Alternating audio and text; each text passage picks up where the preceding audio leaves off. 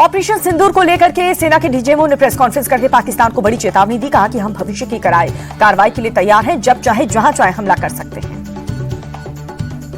Press briefing में DG air operation air marshal AK Bharti बोले, आतंकवाद के खिलाफ हमारी लड़ाई जारी रहेगी। पाकिस्तान ने आतंकवाद का साथ दिया है।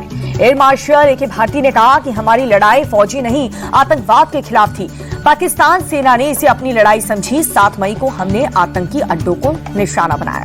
एयर मार्शल AK भारती बोले, पाकिस्तानी फौज हमारे एयर डिफेंस सिस्टम भेद नहीं पाई। पाकिस्तान के सभी ड्रोन नष्ट कर दिए गए। भारत के एयर डिफेंस सिस्टम को भेदना नामुमकिन है। एयर मार्शल AK भारती ने कहा कि हमने चीन की मिसाइलों को भी मार गिराया, चाइनीज ड्रोन भी ध्वस्त कर दिए। IF ने नूर खान एयरबेस पर हमले का वीडियो जारी किया। वीडियो में एयरबेस पूरी तरह से ध्वस्त नजर आया। DGMO lieutenant general Rajiv Ghai बोले, आतंकियों पर सटीक हमले किए। पाकिस्तान के पाप का घड़ा भर चुका है। पाक नापाक हरकतों का विनाश किया। पाकिस्तान को भारतीय सेना की बड़ी चेतावनी। कहा कि हम भविष्य की कार्रवाई के लिए तैयार, जरूरत पड़ी तो अटैक करेंगे। प्रधानमंत्री आवास पर CDS और तीनों सेनाओं के प्रमुख के साथ पीएम मोदी की हुई बैठक। सेना प्रमुख ने पीएम को मौजूदा स्थिति की जानकारी दी। हाई लेवल बैठक में रक्षा मंत्री राजनाथ सिंह भी मौजूद रहे। NSA अजीत डोवल, विदेश मंत्री S जयशंकर और विदेश सचिव विक्रम मिस्री भी शामिल रहे। भारतीय नेवी का पाकिस्तान को मैसेज वीडियो जारी करके कहा, जरूरत पड़ने पर सटीक निशाना लगाएंगे। सीज फायर के बाद खुले इंडिया के 32 एयरपोर्ट। तत्काल प्रभाव से खोले गए एयरपोर्ट। भारत पाक तनाव के बीच 15 मई तक बंद किए गए थे एयरपोर्ट अथॉरिटी का यात्रियों को सलाह, उड़ानों के समय में बदलाव हो सकता है। अपडेट के लिए एयरलाइन की वेबसाइट को लगातार चेक करते रहें। भारत सरकार ने पाकिस्तान का झूठ एक्सपोज किया। PIB फैक्ट चेक ने इंडिया टीवी की खबर को सही बताया। पाकिस्तानी आर्मी ने इंडिया टीवी की आधी अधूरी क्लिप दिखाई थी। पाकिस्तानी आर्मी ने पूरी क्लिप नहीं दिखाई। पाकिस्तानी आर्मी का एक और झूठ पकड़ा गया।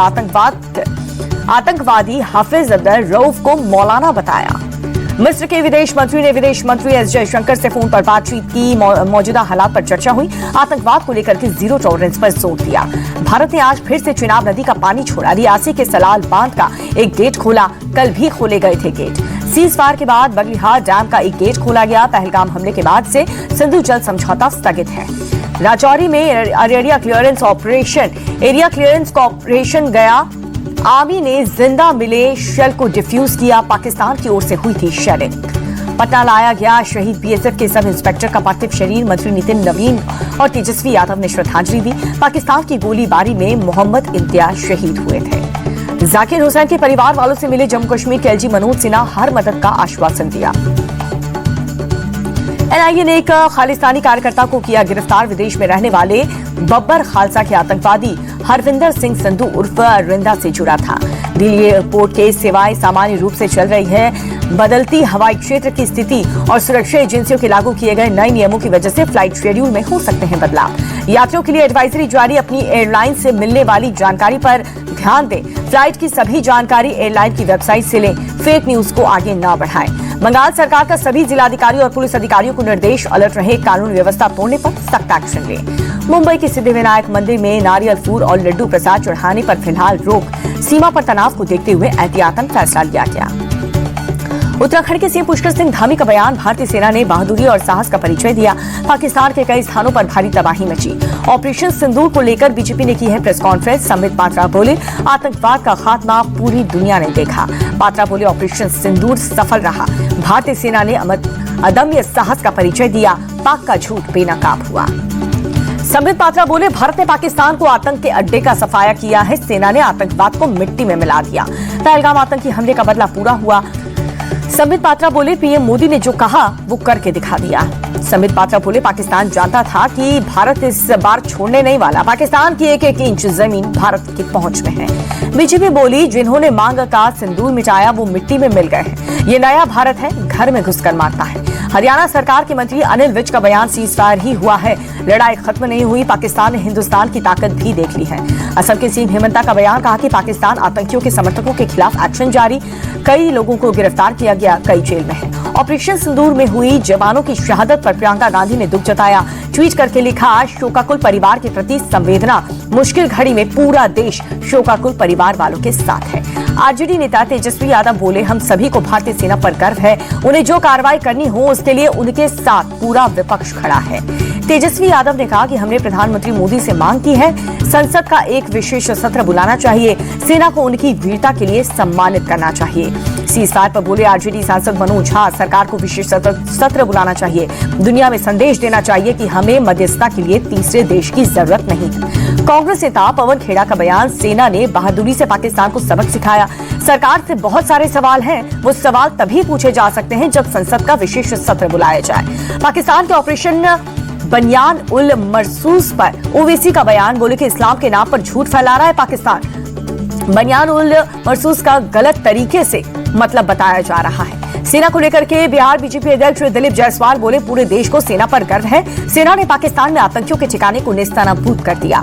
18 जून को श्रीहरिकोटा से EOS-09 उपग्रह लॉन्च करेगा इसरो, सैन्य योजना और संचालन के लिए महत्वपूर्ण जानकारी प्रदान करेगा उपग्रह।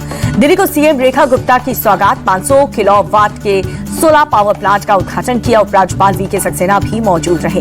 गोरखपुर में सीएम योगी आदित्यनाथ ने जनता दरबार लगाया, एक एक करके लोगों की समस्याएं सुनी। छत्तीसगढ़ के रायपुर में ट्रक और ट्रेलर की टक्कर हुई, दर्दनाक हादसे में 13 लोगों की मौत, 14 घायल। मौके पर राहत बचाव अभियान चलाकर के घायलों को पहुंचाया गया अस्पताल, मामले की जांच जारी है। रायपुर सड़क हादसे पर डिप्टी सीएम अरुण साव ने दुख जताया, बोले कि हादसा दुखद है, मृतक के परिवार वालों के प्रति संवेदना, दोषियों के खिलाफ सख्त कार्रवाई होगी। सियासत की तैयारी में जुटी है मध्य प्रदेश में सरकार, मुख्यमंत्री मोहन यादव के अधिकारियों के साथ समीक्षा बैठक की, कहा कि धार्मिक पर्यटन बढ़ेगा और MP आर्थिक रूप से समृद्ध होगा। तमिलनाडु के मदुरई में चिथिरई महोत्सव की मनाया गया है, महोत्सव में बड़ी संख्या में शामिल हुए श्रद्धालु। प्रधानमंत्री मोदी ने देशवासियों को बुद्ध पूर्णिमा की शुभकामनाएं दी, ट्वीट करके लिखा, बुद्ध का जीवन सदैव करुणा और शांति के लिए प्रेरित करता है। हरिद्वार में हर की पौड़ी पर श्रद्धालुओं की उमड़ी भीड़, बुद्ध पूर्णिमा के अवसर पर भक्तों ने गंगा नदी में लगाई आस्था की पवित्र डुबकी। बुद्ध पूर्णिमा के मौके पर प्रयागराज में भी बड़ी संख्या में पहुंचे श्रद्धालु, संगम में पूजा अर्चना की, आस्था की डुबकी भी लगाई। अयोध्या में हनुमानगढ़ी मंदिर में भक्तों का उमड़ा जनसैलाब, वैशाख पूर्णिमा के मौके पर श्रद्धालुओं ने दर्शन किए। जयपुर में हीट वेव से जनजीवन बेहाल है, गर्मी की वजह से घर से बाहर निकलना मुश्किल हुआ। भारत ने मालदीव को 50 मिलियन अमेरिकी डॉलर की आर्थिक सहायता दी। मालदीव के विदेश मंत्री ने ट्वीट करके भारत सरकार का आभार जताया। यूपी में नया पावर प्लांट बनाएगी अदानी पावर, राज्य ने 1500 मेगावाट बिजली सप्लाई का ऑर्डर दिया, एक साल में दूसरा बड़ा प्रोजेक्ट मिला है। भारत EU के बीच FTA पर 11वें राउंड की बातचीत कल से शुरू होगी, 16 मई तक चलेगी वार्ता। भारत EU के बीच 11वें राउंड की बातचीत दिल्ली में होगी, 2025 के आखिरी तक पूरा हो सकता है फ्री ट्रेड अग्रीमेंट। इंदौर में 16 मई को होगा टेक्सटाइल कॉन्क्लेव, उद्योगपतियों को हाल ही में जारी टेक्सटाइल पॉलिसी के बारे में इंफॉर्मेशन दी जाएगी। पाकिस्तान में भूकंप के झटके महसूस किए गए, रिक्टर स्केल पर भूकंप की तीव्रता 4.6 मापी गई। रोहित शर्मा के बाद विराट कोहली ने भी टेस्ट क्रिकेट से लिया संन्यास, इंस्टाग्राम पर पोस्ट करके संन्यास लेने की घोषणा की। 2 दिन पहले ही कोहली ने BCCI के सामने संन्यास लेने की इच्छा जताई थी, बोर्ड ने दोबारा विचार करने को कहा था। T20 क्रिकेट से पहले रिटायरमेंट ले चुके हैं कोहली, फिलहाल वनडे और IPL में खेलना जारी रखेंगे। संन्यास लेने के बाद कोहली ने कहा कि मैं अपने टेस्ट करियर को खुशी से याद रखूंगा, मैंने क्रिकेट और अपनी टीम को बेस्ट दिया है, दिल से धन्यवाद के साथ विदाई। कोहली ने कहा कि टेस्ट में भारी परीक्षा ली है, मुझे पहचान दी है और ऐसे सबक सिखाया जिन्हें मैं जीवन भर नहीं भूल पाऊंगा। कोहली ने अपने टेस्ट करियर में कुल 123 मैच खेले, 30 शतक और 31 अर्धशतक के साथ कुल 9,230 रन बनाए। टेस्ट क्रिकेट में भारत के सबसे सफल कप्तान हैं कोहली। विराट ने कुल 68 मैचों में कप्तानी की, जिनमें से 40 मैचों में भारत को जीत मिली है। विदेश में कोहली की कप्तानी में भारत ने कुल 37 मैच खेले, जिनमें भारत को 16 जीत और 15 मैचों में हार का सामना करना पड़ा। भारत में कोहली की कप्तानी में कुल 31 मैच खेले गए हैं, 24 में जीत और 2 में हार मिली, 5 मैच ड्रॉ हुए। साल 2011 में वेस्टइंडीज के खिलाफ किंगस्टन में कोहली ने किया था टेस्ट डेब्यू। पहले मैच में दोनों पारियों में मिलकर के सिर्फ 19 रन बनाए थे। जनवरी 2025 में सिडनी में ऑस्ट्रेलिया के खिलाफ कोहली ने अपना आखिरी टेस्ट मैच खेला। करियर के आखिरी टेस्ट में विराट ने पहली पारी में 17 और दूसरी पारी में 6 रन बनाए थे। BCCI ने विराट कोहली का आभार जताया, ट्वीट करके लिखा, टेस्ट क्रिकेट में एक युग का अंत हुआ है, लेकिन विरासत हमेशा जारी रहेगी।